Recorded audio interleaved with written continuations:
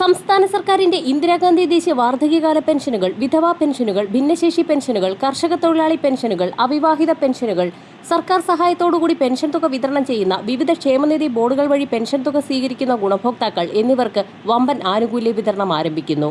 സംസ്ഥാന സർക്കാരിന്റെ ഭാഗത്തു നിന്നും നവംബർ മാസം മുതലായിരുന്നു വർദ്ധിപ്പിച്ച പെൻഷൻ തുകയായ 2000 രൂപ വീതം അക്കൗണ്ടുകളിലേക്കും കൈകളിലേക്കും എത്തി തുടങ്ങിയത്. ഇതിന് പിന്നാലെയാണ് ഗുണഭോക്താക്കൾക്ക് വീണ്ടും വൻ പെൻഷൻ വർധനവിനുള്ള സാഹചര്യം സംസ്ഥാനത്ത് വീണ്ടും ഒരുങ്ങുന്നത്. ഗുണഭോക്താക്കൾക്ക് പരമാവധി 2500 രൂപ വരെ എത്തിച്ചേരുമെന്ന് റിപ്പോർട്ടുകൾ പുറത്തു വന്നതിന് പിന്നാലെയാണ് ഇത് സംബന്ധിച്ചുള്ള സ്ഥിരീകരണവും ഇപ്പോൾ എത്തിയിരിക്കുന്നത്. പെൻഷൻ തുകയിൽ വർധനവ് വരുത്തുമ്പോൾ 7 ലക്ഷത്തോളം വരുന്ന NSAP വിഭാഗത്തിൽപ്പെട്ട് കേന്ദ്രവിഹിതം കൂടി ചേർത്ത് പെൻഷൻ തുക സ്വീകരിക്കുന്ന വിധവാ, വാർദ്ധക്യ, ഭിന്നശേഷി പെൻഷൻ തുക സ്വീകരിക്കുന്ന ഗുണഭോക്താക്കൾക്കും വർദ്ധിപ്പിച്ച ആനുകൂല്യം അക്കൗണ്ടുകളിലേക്ക് എത്തും. ആധാർ അധിഷ്ഠിത ബാങ്ക് അക്കൗണ്ടുകളിലേക്ക് കേന്ദ്രം നേരിട്ട് തുക കൈമാറുമെന്നാണ് ധനവകുപ്പ് വൃത്തങ്ങൾ വ്യക്തമാക്കിയിട്ടുള്ളത്. ഇതിനുള്ള തുക സർക്കാർ മുൻകൂർ അടിസ്ഥാനത്തിൽ അനുവദിക്കുകയും പിന്നീട് കേന്ദ്രത്തിന്റെ ഭാഗത്തു നിന്നും ഈ തുക സർക്കാരിലേക്ക് എത്തിച്ചേരുകയും ചെയ്യും. 2026 ജനുവരി മാസം മുതൽ വർദ്ധിപ്പിച്ച പെൻഷൻ തുകയടക്കം വിതരണം ചെയ്യുന്നതിനുള്ള നടപടിക്രമങ്ങൾ ആരംഭിക്കുന്നതിന്റെ ഭാഗമായി സർക്കാരിനെ കബളിപ്പിച്ച് അനർഹമായി പെൻഷൻ തുക തട്ടിയെടുത്ത ഗുണഭോക്താക്കളെ കണ്ടെത്തുന്നതിനുള്ള നടപടികൾ കൂടി ആരംഭിക്കുകയാണ്. ഇതിനായി വാർഡ് തല പരിശോധനകൾ കൂടുതൽ കർശനമാക്കും. ഭൗതിക സാഹചര്യ പരിശോധനകൾ കൂടി കർശനമാകുന്നതോടെ വലിയൊരു വിഭാഗം അനർഹർ പെൻഷൻ പട്ടികയിൽ നിന്ന് പുറത്താക്കപ്പെടുന്നത് വർദ്ധിപ്പിച്ച പെൻഷൻ തുകയടക്കം കൃത്യമായി വിതരണം ചെയ്യുന്നതിന് സംസ്ഥാന സർക്കാരിന് സഹായകമായി തീരും. വരാൻ പോകുന്ന സംസ്ഥാന ബജറ്റിൽ പെൻഷൻ തുക വർധനവ് പ്രഖ്യാപിക്കുമെന്നാണ് ഏറ്റവും പുതിയ റിപ്പോർട്ടുകൾ സൂചിപ്പിക്കുന്നത്. വരാൻ പോകുന്ന നിയമസഭാ തെരഞ്ഞെടുപ്പുകൾക്ക് മുന്നോടിയായി ഓരോ ഗുണഭോക്താവിനും പ്രകടന പത്രികയിലെ വാഗ്ദാനം അനുസരിച്ച് 2500 രൂപ വീതം തന്നെയാകും അക്കൗണ്ടുകളിലേക്കും കൈകളിലേക്കും എത്തിച്ചേരുക. 2025 ഡിസംബർ മാസത്തിലെ ക്രിസ്മസ്, ന്യൂ ഇയർ പ്രമാണിച്ചുള്ള പെൻഷൻ തുക വിതരണം ചെയ്തപ്പോൾ തുക എത്തിച്ചേരാത്ത ഗുണഭോക്താക്കൾക്ക് നാളെ മുതൽ തന്നെ തുക എത്തിച്ചേരും. സാങ്കേതിക തടസ്സങ്ങൾ മൂലം ക്ഷേമനിധി ബോർഡുകൾ വഴി പെൻഷൻ തുക സ്വീകരിക്കുന്ന ഗുണഭോക്താക്കൾക്ക് തുക എത്തിച്ചേർന്നിട്ടില്ല.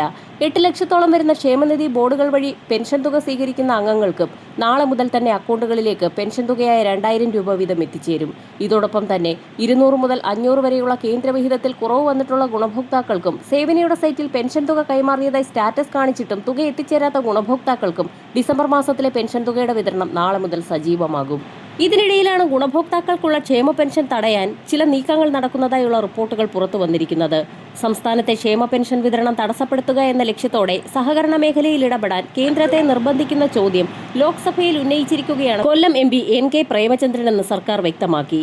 കേരള സർക്കാരിന്റെ പദ്ധതികൾക്കായി കേരള ബാങ്കുകൾ ഉൾപ്പെടെയുള്ള സഹകരണ സംഘങ്ങളിലെ പണം ഉപയോഗിക്കുന്നത് ശ്രദ്ധയിലുണ്ടോ എന്നും പണം തിരിച്ചുപിടിക്കാൻ സ്വീകരിച്ച നടപടികൾ എന്തെല്ലാമെന്നും ഡിസംബർ 15 ലോക്സഭയിൽ നക്ഷത്രചിഹ്നമിടാത്ത 2511 നമ്പർ ചോദ്യമായി പ്രേമചന്ദ്രൻ ഉന്നയിച്ചതായി സർക്കാർ വൃത്തങ്ങൾ വ്യക്തമാക്കി.